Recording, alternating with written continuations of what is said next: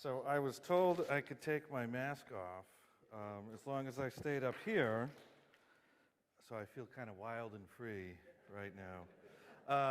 But I will put it back on later. So usually I'll end with the thank yous, but you just did a bunch of thank yous. I'm going to do my thank yous too in case I upset anyone and they leave before I get a chance to thank them. Best 7 years of my life at Plymouth State. The faculty here are the reason why I do what I do and why I have gotten to where I am now. And you know, when I started my PhD program, I was thinking to myself, you know, I didn't go to the right school. I've got all these people here who went to bigger schools in the big city, and I went to this little school up in the mountains of New Hampshire. And the first textbook that I bought as a doctoral student, page 2, had research on it from Michelle Fistek, who was one of my professors who was here and the chair of the department for a long time. And it was at that point I knew I belong, and my degree from Plymouth State was as good as any, and I am forever grateful to them because I don't think I would have got through without the incredible faculty here. So put it there, and then also thank you, Jean. Thank you to all the Alumni Advancement Office and to everyone who made this trip possible under uncertain circumstances. So great being here with old friends and new. So before I get started, conspiracy theories are one of those topics that are difficult to discuss. I think you could put it in the list with politics and religion of things you don't discuss in polite company. And one of the reasons for that is that conspiracy theories get to truth and power and what powerful people do when we're not looking. And these are things that we care about, and those are ideas that are difficult for us to negotiate with others. If you doubt me, when Thanksgiving comes up, after a few bottles of wine have gone down at the table with your extended family, bring up a few conspiracy theories and see how that goes for the rest of the evening. I did this at the last Thanksgiving I was invited to. That was about 6 years ago. So it doesn't always work out, but you will always have that uncle or nephew who is convinced of something, and the families always wind up like that. But just to disarm everyone, I am from New Hampshire, and my colleagues don't have a tough time figuring out that I'm a libertarian. White, college-educated dude from the live free or die state, they peg me as a libertarian right away. I'm not going to be talking about libertarianism, but what I do bring that up to say, I'm going to punch at both sides equally tonight, both the left and right, and I think that there is plenty of responsibility to go around, particularly when we get to the question and answer section. So I'm not interested in taking a one-party side or the other. So we've heard a lot about this topic lately, conspiracy theories. It's all over the news, and lucky me, it's made a career for me. When I started on the topic in '09, no one cared about it. Journalists weren't reporting on it. We weren't living in the post-truth era then, supposedly. So I started this, and no one really cared. And it wasn't until the Trump years hit us that all of a sudden this became an in-demand topic for both academia and journalism. So what have the journalists been saying about the topic? What's the general tenor of the coverage out there? Well, The Economist says that conspiracy theories are surging all around the world right now. POLITICO tells us that we're living in the golden age of conspiracy theories. And the Washington Post says, will you fall into the conspiracy theory rabbit hole? And this is the Washington Post, not Cosmo, but they give you a quiz you can take anyway. So take the quiz and find out if you're down the rabbit hole. Particularly with COVID, we found the same thing. You know, social media is getting flooded with COVID conspiracy theories. And even relationships are being torn apart by COVID beliefs. And the pandemic video, along with other viral videos, have gone across the internet and are turning people into anti-vaxxers or encouraging people to do the wrong thing during the pandemic. And even aside that, we've got QAnon, which made its appearance in late 2017, and the coverage of that particularly blew up in 2020. with journalists saying QAnon is dangerous and growing. It's learning how to survive even after it's been banned from all the social media platforms. And even though you can't even get much QAnon content online anymore, QAnon says things have just started now. So what should we be doing about QAnon, and what should we be doing about other conspiracy theories? Well, for the mainstream media, the answer is largely first find a villain, and they've done that in recent years, and that villain is social media. So conspiracy theories live on social media. If you trust social media, then you're probably a conspiracy theorist, and even the kids are getting influenced by conspiracy theories on places like TikTok. And after we find the villain, we have to call for restrictive policies. It's time for Congress to hold these platforms accountable. It's time for censorship. It's time to get rid of the misinformation and the other things that are plaguing our information environment. So, has this coverage had an impact? And the answer is yes. When we poll Americans and ask them what they think about all of this, 70% of Americans say conspiracy theories are out of control. 60% of Americans think that people believe conspiracy theories more than they did 25 years prior. And the vast, vast majority of Americans blame social media for these increases in conspiracy theory beliefs. But acting on this comes with all sorts of implications, and we have to be very careful when we ask Congress to do anything. So if we're going to regulate technology, no matter what our good intentions, there are always going to be implications for innovation. And oftentimes, as much as we want to use policy to get rid of monopolies, oftentimes regulation can create monopolies. It is convenient that Facebook is so involved in asking for legislation, particularly legislation that it writes to give to the Senate to implement. When you regulate online markets, you can potentially increase costs and decrease choice, and when we regulate speech, which I think is my biggest concern tonight, you can have a chilling effect and keep people from discussing topics that might get flagged as potentially conspiratorial or as misinformation. There can be collateral damage in which important true information could be taken offline because it looks like a conspiracy theory to an algorithm. And even worse, which I think is my biggest concern overall, is that governments, when in power, often confuse misinformation for ideas that make them look bad. And we have to be very careful to not give the powerful even more power. And certainly we don't want to give them the power to decide what's true and what's false. So the questions I want to answer tonight are conspiracy theories actually on the rise? Are COVID conspiracy theories taking off? And what about QAnon? Are those beliefs taking off too? Are conspiracy theories driving behavior and violence across the country? And is social media responsible for it? So the rest of my talk, I'm going to define my terms, particularly conspiracy and conspiracy theory. I'm going to explain how beliefs form in general. I'm going to talk about the media narrative and put it to the test, and then explain how we're getting things so wrong in the mainstream media. So a conspiracy is a real thing, and real conspiracies happen, and they happen all too often. So the way I define this term, for the purposes of this talk, is a small group of powerful people working in secret for their own benefit against the common good, and in a way that undermines our bedrock ground rules against the widespread use of force and fraud. And we know that a conspiracy is real when the appropriate authorities, who are experts in that area, come out and say, this is what happened, and we have the underlying evidence to show that it happened. So Watergate makes a perfect example. Richard Nixon conspired with his staff to undermine the Constitution, and we know it happened because there were investigations by the FBI, by Congress, and all that information is out there for anyone to examine, and people made admissions in open court, so we know what happened. A conspiracy theory is similar in almost every way.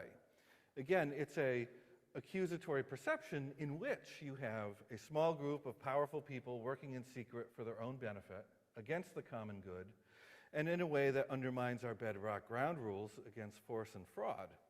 But a conspiracy theory, unlike a conspiracy, could be true, but we're not sure. And the reason we're not sure is because our epistemological authorities, those bodies that build knowledge, haven't come to the conclusion yet that this actually happened. So if you think that the CIA or someone other than Lee Harvey Oswald was involved in the assassination of President Kennedy, you're engaging in conspiracy theory. Now, that doesn't mean that your idea is necessarily false. It just means that the experts haven't said that this is what's probably true. So going from those definitions, let's ask the question then, why do people believe conspiracy theories? And if we think about that question a little bit, what it really devolves into is, why do people believe anything, really? And the answer is, for a whole lot of reasons.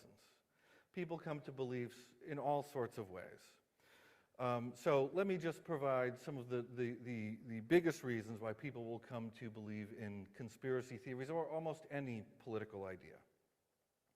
So the first is that people have group attachments.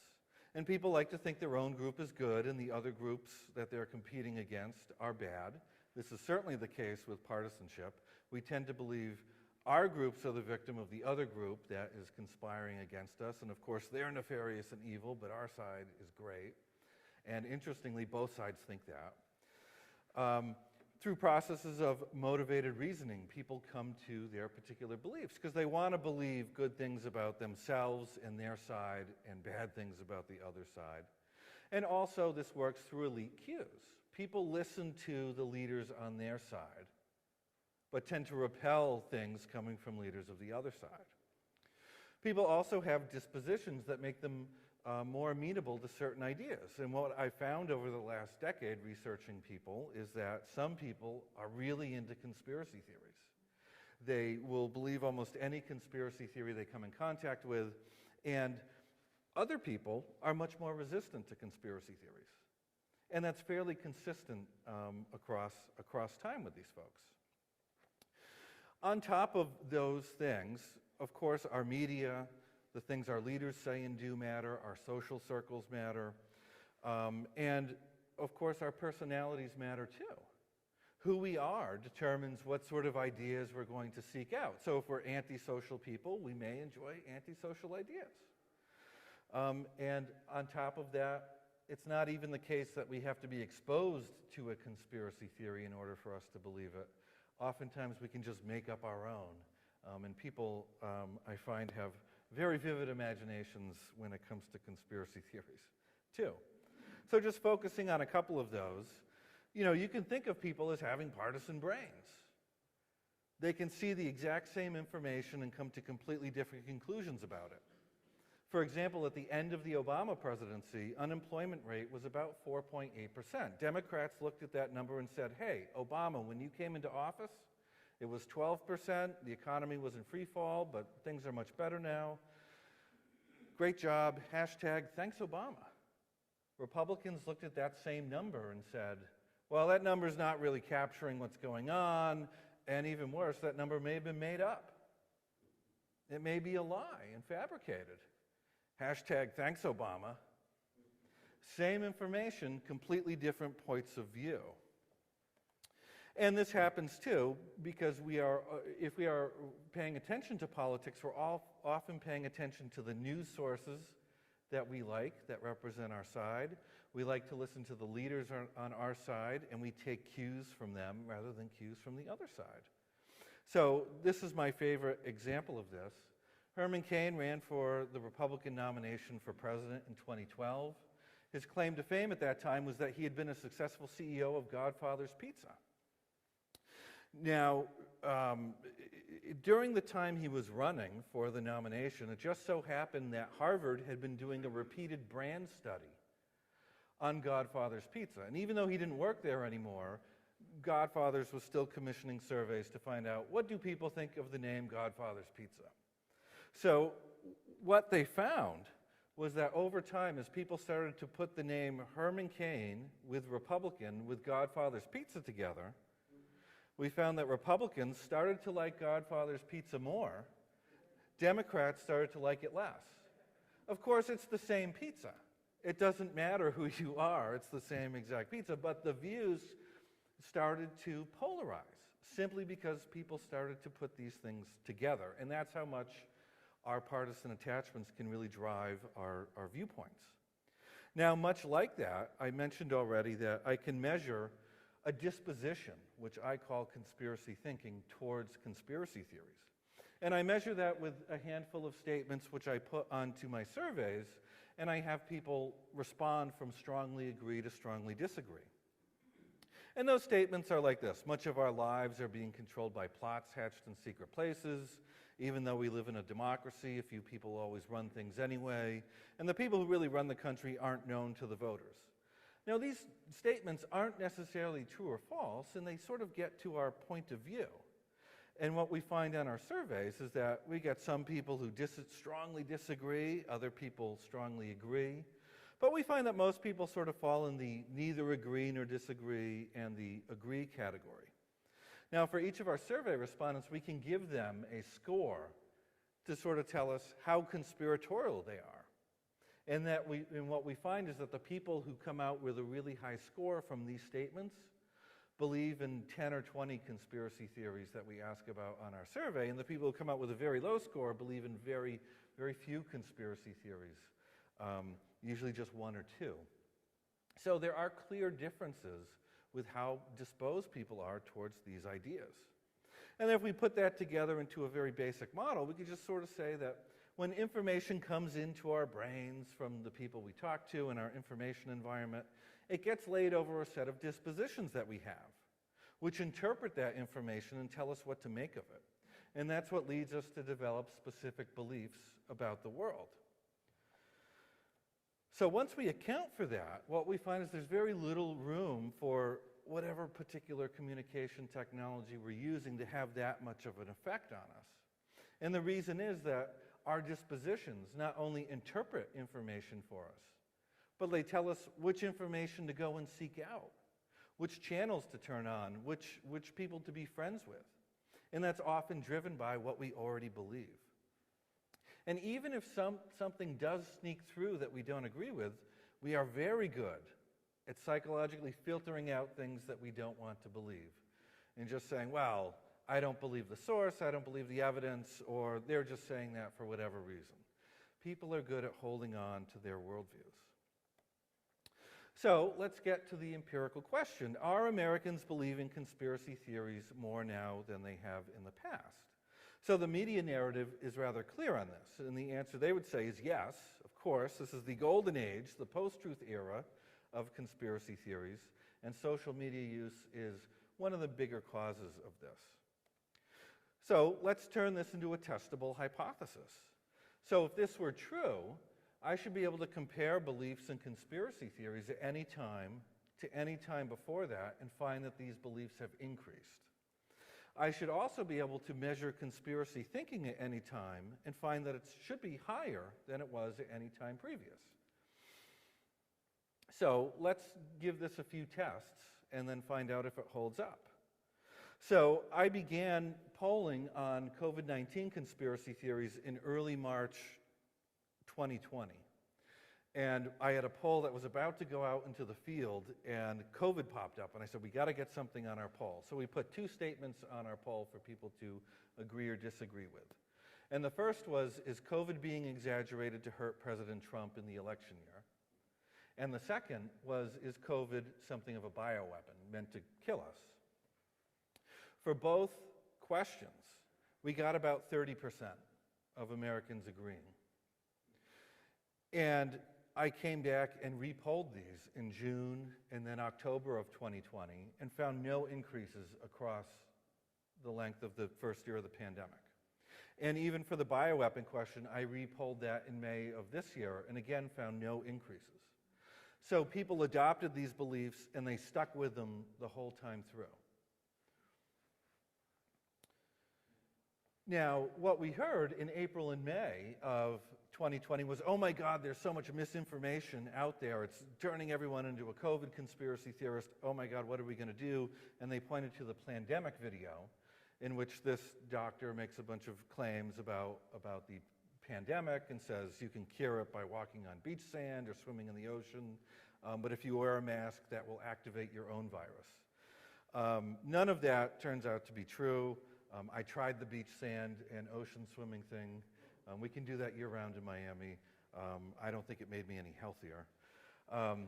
But people said, oh my God, beliefs are going to take off after this, and we're going to have to censor it, which they did.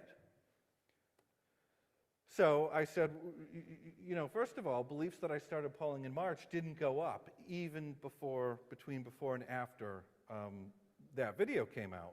But when I polled other things, such as, is it being used to force a dangerous vaccine on us? Between summer of last year and summer of this year, no change. Is Bill Gates behind the virus? Down 3 points across from 2020 to 2021. Are we going to get tracking devices stuck in our necks? That came down 6 points between last year and this. And even when we poll on just general misinformation, is hydroxy working? No change in people's beliefs about it. Does 5G spread it? Down 4 points. Will spraying yourself with disinfectant prevent or cure COVID? Again, down 6 points. So we didn't find any increases among all these ideas throughout the length of the pandemic. So believers are there, and they're still there. It's just there's not more of them. So our next critical case is QAnon, one that received almost as much attention as beliefs about COVID during the last year and a half. And the claims are basically that it's big and getting bigger, it's gone mainstream, and it's a far-right conspiracy theory. Well, in 2018, I started polling on QAnon, and I put a feeling thermometer onto my polls, where I asked people, rate from 0 to 100 the QAnon movement, with 0 being you really hate it, and 100 being you really love it. Well, it came out about a 22 on the first time I ran that poll in 2018. Now, interestingly, that poll was ran exclusively in Florida, and I also put Fidel Castro on my survey. If you know anything about Florida, you know we don't like Castro down there. We all danced when he died on Calle Ocho. So QAnon came out only a point or two ahead of Fidel Castro, so not well liked in 2018. Did it get more liked? No. We kept doing this over and over again, both in Florida and nationwide, and we found no increases. And if anything, we found a 5-point decrease in the average rating people were giving to the QAnon movement. Now, if we just ask a straight-up question, are you a believer in QAnon? We would get 5%. And when we did this in 2019, over on the far side, we got 5% of Americans saying yes, and equal numbers, 6% of Republicans and 6% of Democrats saying yes. These numbers stayed the same when I repolled this just earlier this year, 2 years later. No change. And just to put this in perspective, the tall bar there is Kennedy beliefs, which come in this year around 56%, that there was a conspiracy behind the Kennedy assassination. So as much hoopla there was about QAnon being big and getting bigger, it was small and staying the same, and there were a whole lot of other beliefs that were far more popular than QAnon. So it was never really big, it never grew, it was one of the least believed things that I polled on, and we didn't even find in repeated polling that it really had anything to do with the far right or even the right. As much as they lionized President Trump, what was really going on with QAnon was that these were folks who really hated the political establishment. They wanted to burn it down.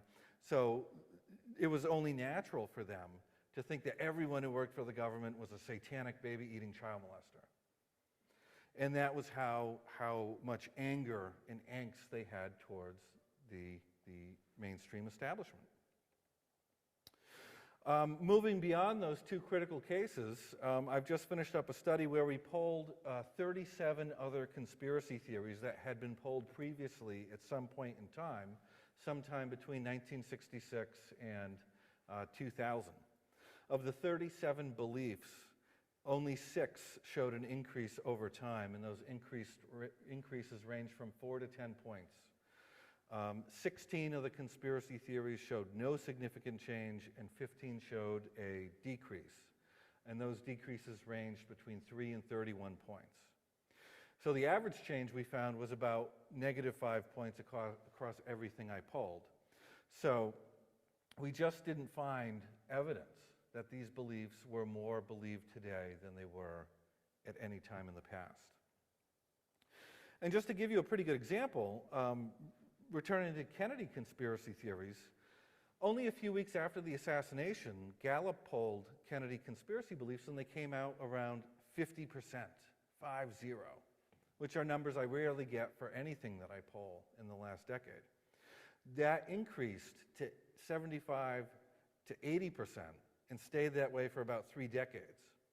And as I show there, it only came down in the internet era and in the social media era to where it is now.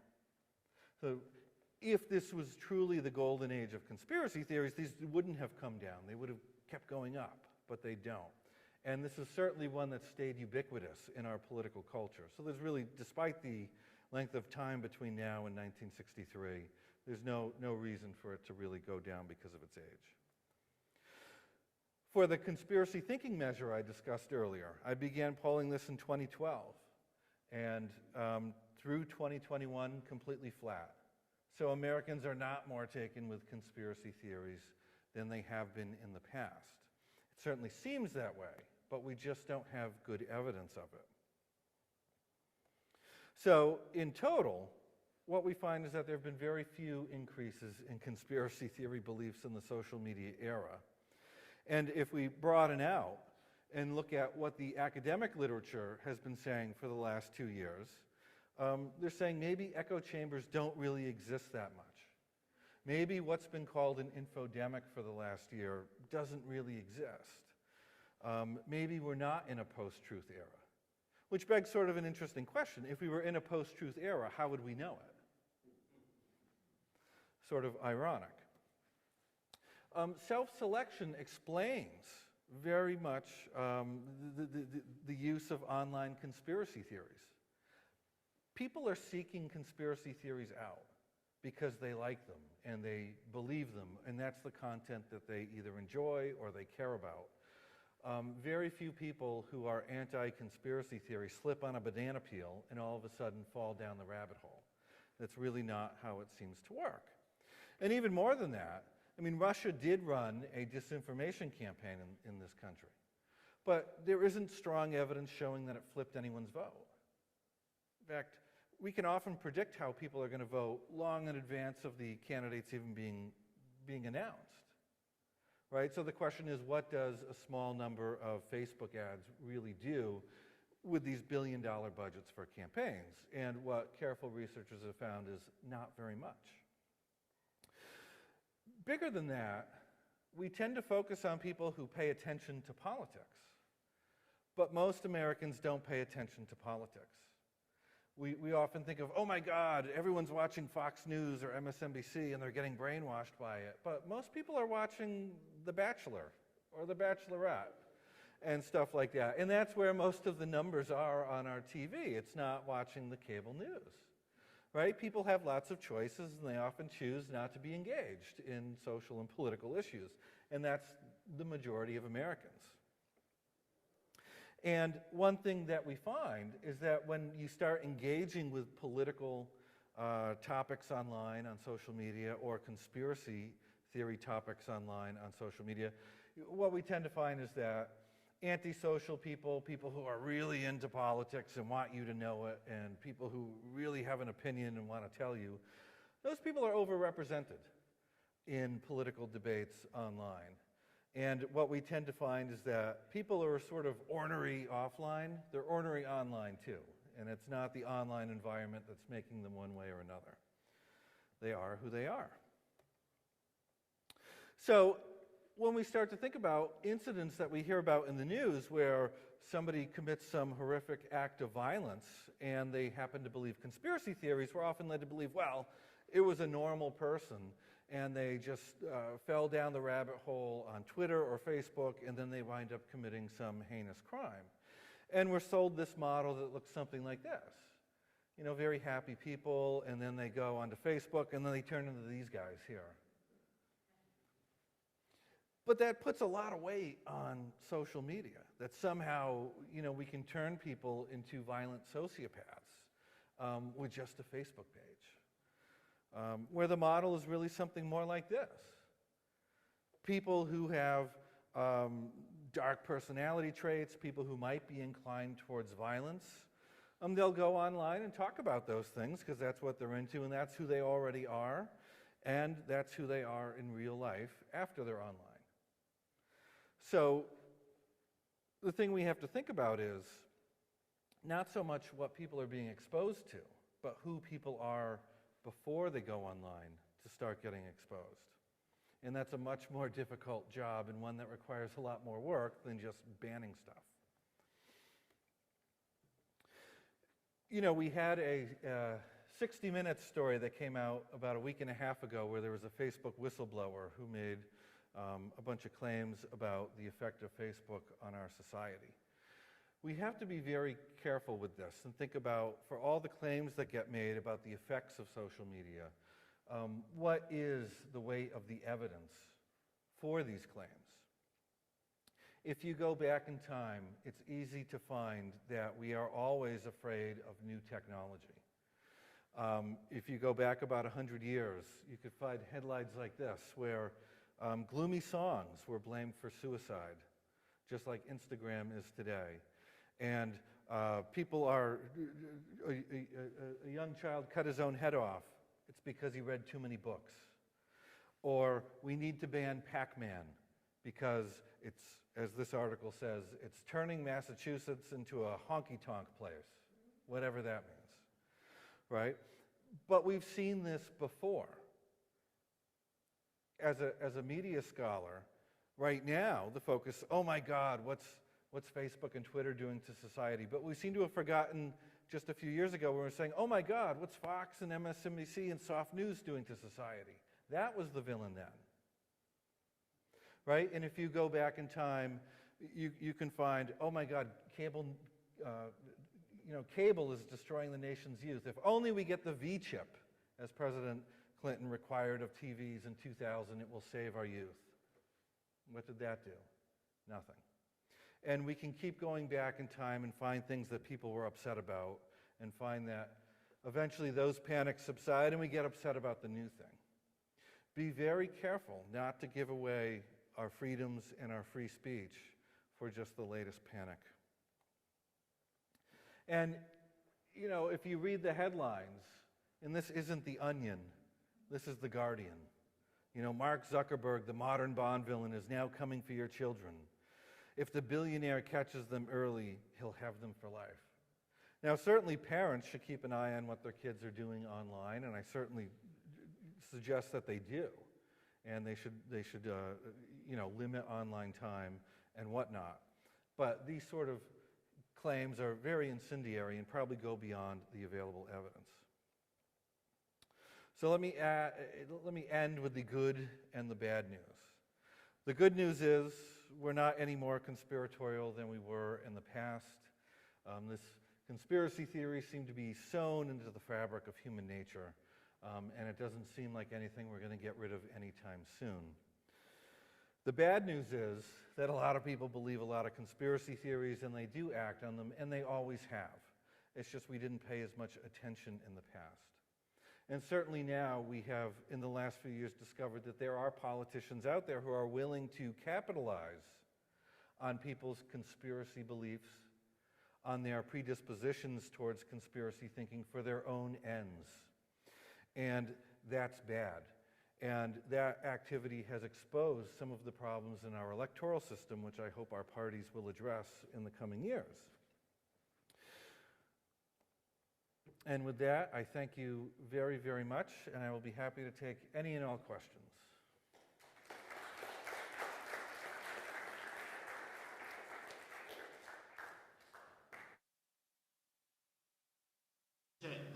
in the chat. I'll be monitoring them on my phone.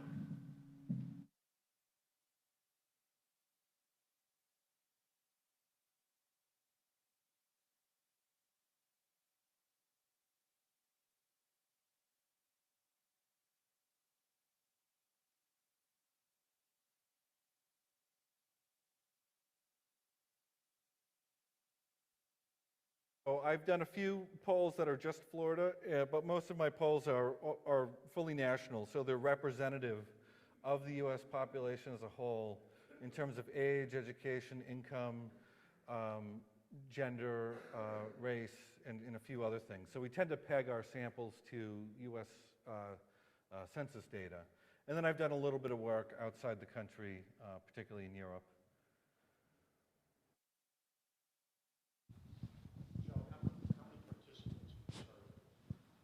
Usually 2,000.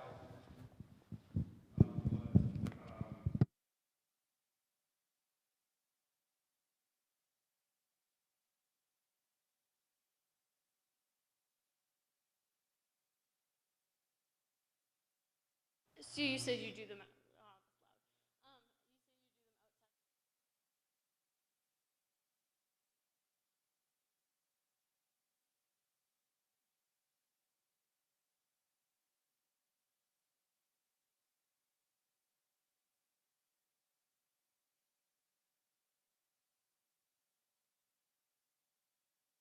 Conspiratorial in the world. We are exceptional in many, many ways, but our conspiracy theories is not one of them. In that sense, we're sort of middling, and we're on par with other established Western democracies. So we're not all that different than Italy, Germany, the UK, in terms of our beliefs.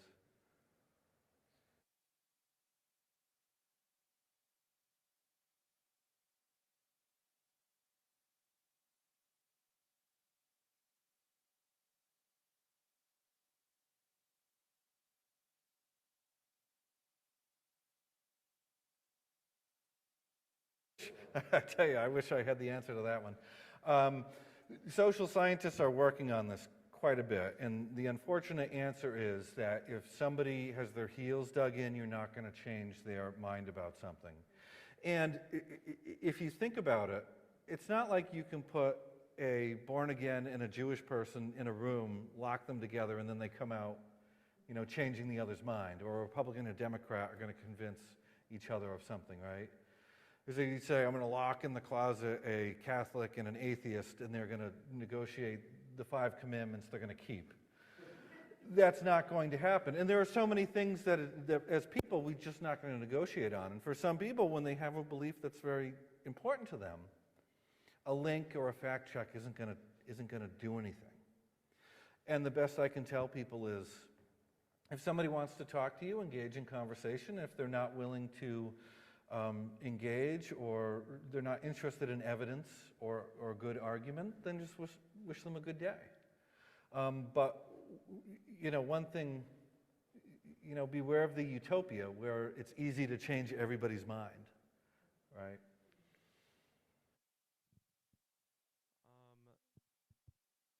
Is it working?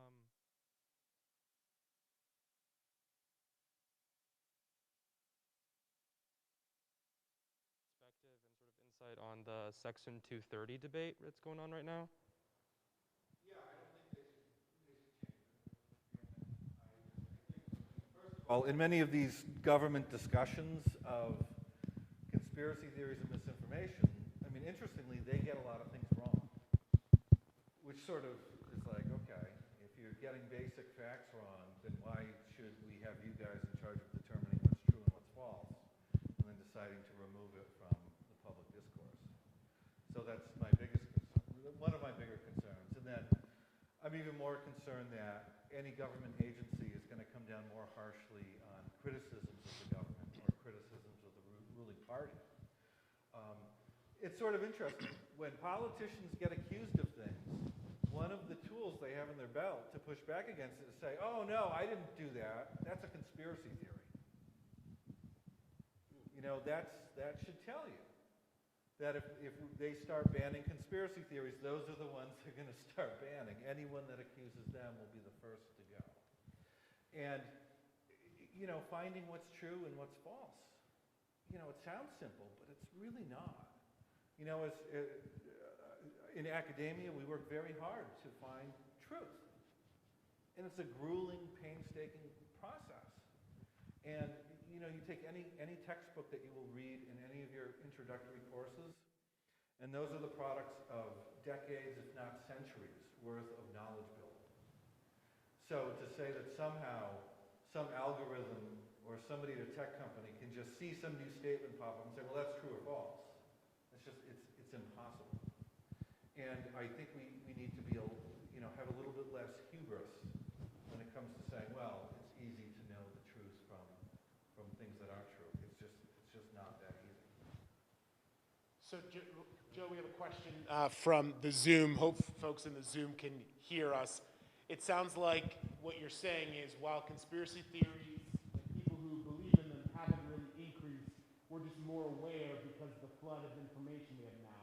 Is that a correct restating of the facts? Yeah, I would say that because if we were sharing conspiracy theories 30 years ago, we'd be doing it at the water cooler in the office. And there's no record of that.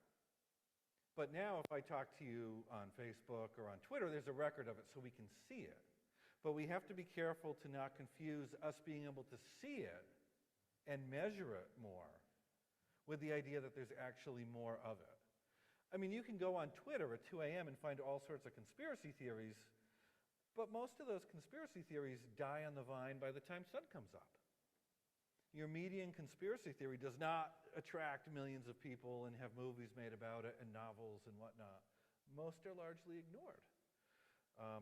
So that's part of the issue, and I'll give you one quick personal anecdote. So a week and a half ago, Facebook had an outage where Facebook went down for about 6 hours. And what was interesting, in that 6 hours that Facebook wasn't on, tons of conspiracy theories about the Facebook outage spread without Facebook. And for me, I was out to dinner with my wife, and we walk into the restaurant, and the waitress said, "Did you hear about Facebook? They've engineered this secret blackout to punish us because of the whistleblower." So I heard the Facebook conspiracy theory entirely through word of mouth, right? And we have to remember, like journalists call me all the time and they say, well, these ideas couldn't spread before social media. I said, what are you talking about? People talked for a long, long time. Major religions formed involving billions of people long before there was an internet to sign them up on it. So it's just not the case that people couldn't find each other or share ideas prior to the social media era. I was kind of curious, given some pretty good evidence that our susceptibility to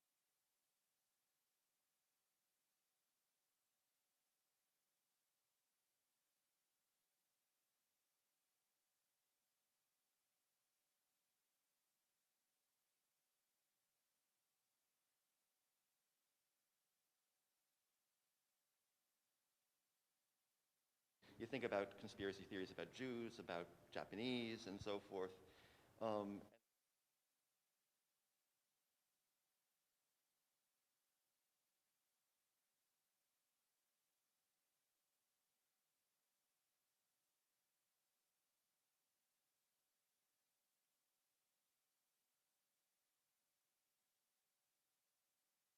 My concern isn't so much the media, even though they do play a role, particularly the mainstream media.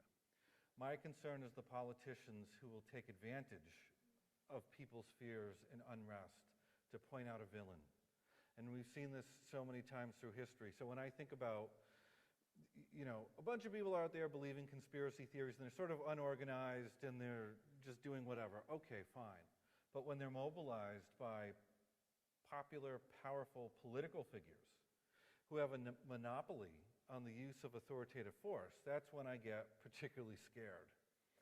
And we have seen in recent years where politicians, will build coalitions of conspiracy-minded people and then act on their behalf, essentially turning conspiracy theories into policy.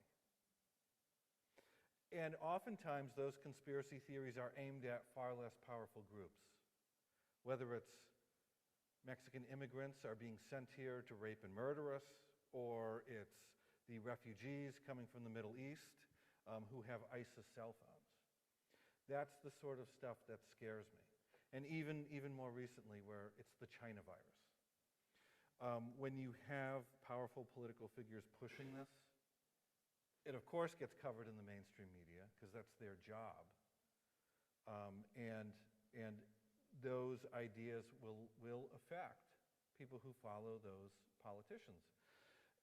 Right, for our first survey that we did on COVID, we found that, right after Trump came out and said this is the Democrats' new hoax, it was Republicans who pay a lot of attention to politics and really like Trump that were the ones most likely to believe in the COVID conspiracy theories. So elites play a really big role in this, and I think we have to have stronger accountability for them. We have another question.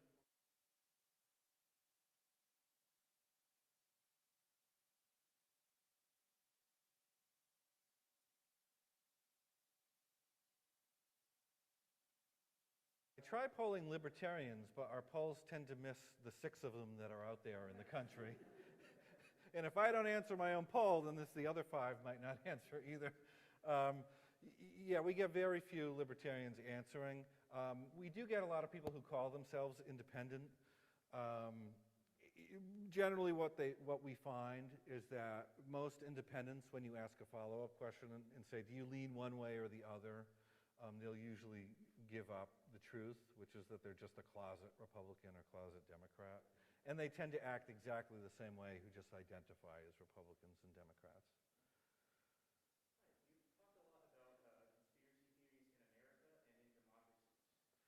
That different styles of government, perhaps more authoritarian governments, are less susceptible to conspiracy theories?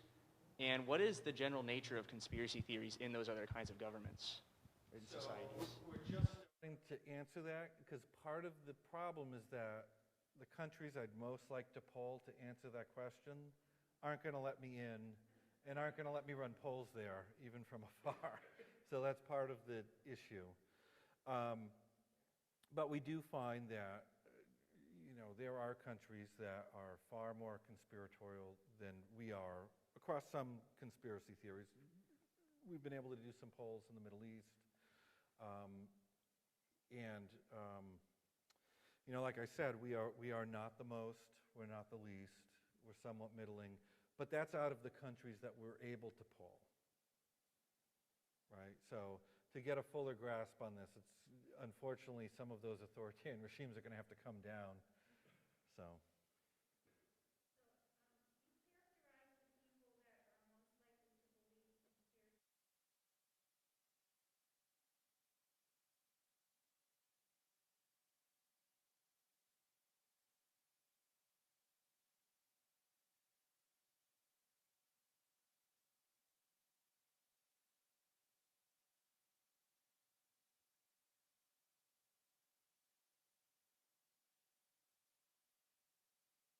Okay, so here's the interesting thing, is on our polls, most everybody will buy into one, if not a few, conspiracy theories.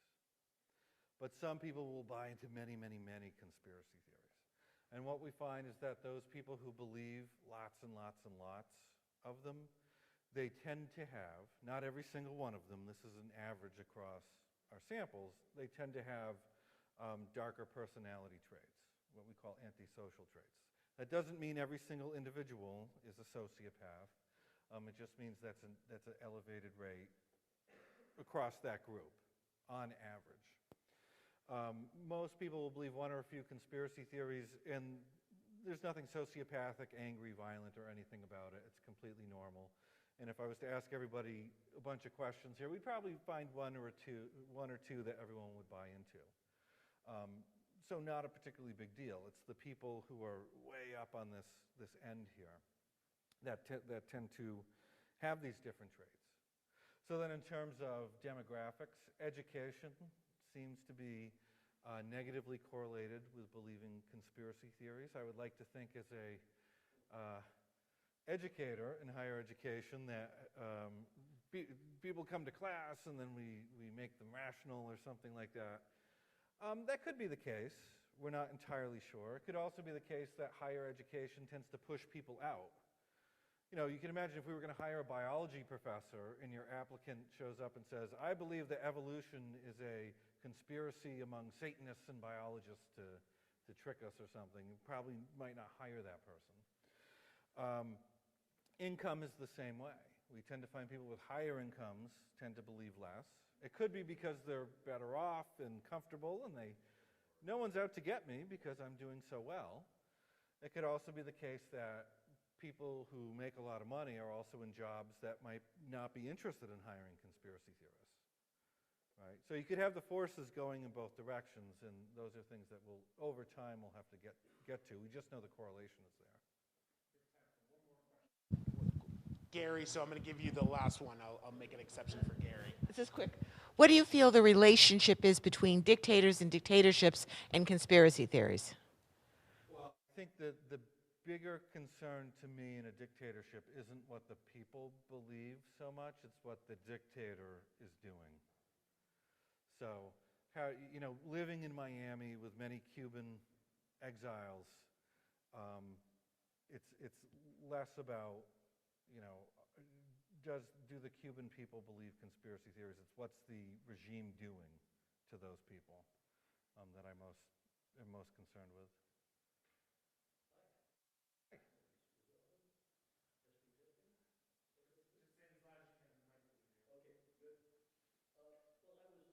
I'm going to do this so it's clearer.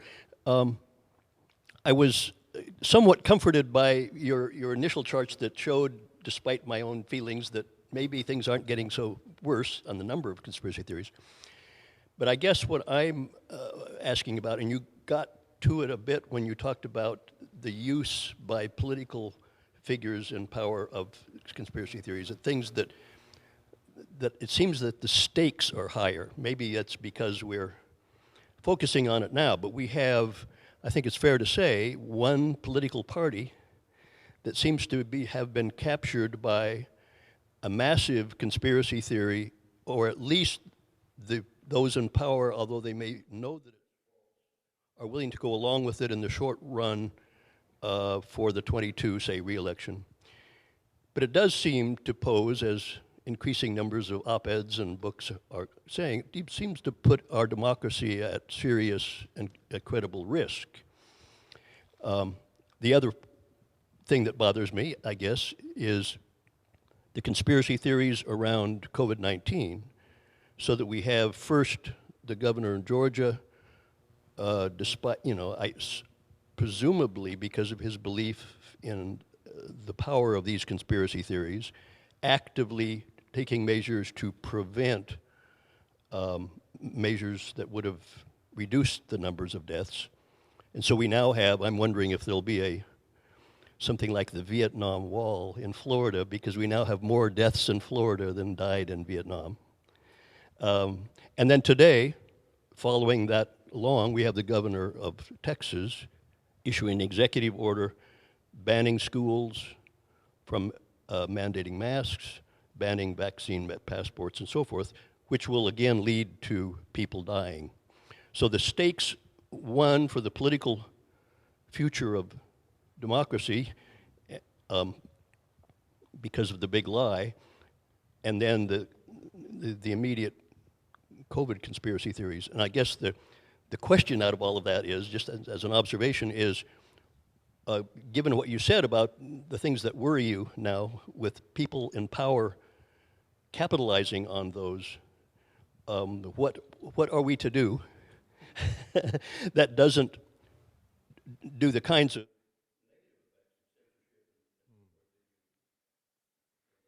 I don't have a great answer other than pick better leaders. And that's sort of ready to go. But much of the problem that you're getting to is a problem of elites and not a problem of social media causing otherwise rational people to be different than they would have been otherwise. So let me just take the first part. I assume you're getting to beliefs about election fraud. So I've been polling on that since 2012. Interestingly, I ask a question every 4 years in October. Say, if your candidate doesn't win, how likely will the outcome have been due to fraud? 40% of both parties say yes, it will be due to fraud if the other side wins. But after the election, it's half the amount of people believing it normally. Only the losing half holds on to the belief as we were cheated. In politics, as in sports, conspiracy theories are for losers. Only the losers complain about the outcome, right? The winners, everything's hunky-dory. This year was different. Why? Because normally you don't have the entirety of a political party and a sitting president saying, we were robbed. That doesn't happen. But it happened this time. So we have found in some surveys that it's as high as 80% of Republicans thinking that it was rigged, where it normally would have been 40. That's sort of a baseline belief that's always there. 40% of the country doesn't want to look in the mirror and say, hey, maybe we should have tried harder, maybe we should have picked a better candidate, let's get to it next time. They'd rather say it was rigged. But now it's 80%. And that difference is due to the leaders in power and their allied media pushing this nonstop even before 2016. They were saying it was going to be rigged for then. And they built a coalition on this, and that's why they're doing what they're doing. So that's the issue there. In terms of code beliefs, again, what you're getting to is people in power making bad policy choices. And again, little to do with social media changing opinions. It's these people sort of just, doing policy in a way that perhaps they shouldn't be. And again, that has nothing to do with social media. That has everything to do with government. And again, that should sort of highlight the fact that why would we put the government in charge of deciding what's true and what's false when you have half the government saying one thing and the other half saying another? How are they going to dish these things out? I mean, if you wouldn't want, if you think it's okay to have this president in charge of deciding what's true and not, that's all fine and good. Go back a year and say, would you want that one deciding what's true and what's false? And that might be a very different answer. So, that's why I say be careful what we wish for. And to me, and this will be my New Hampshire libertarian roots coming out, blame government for a lot of this stuff. So.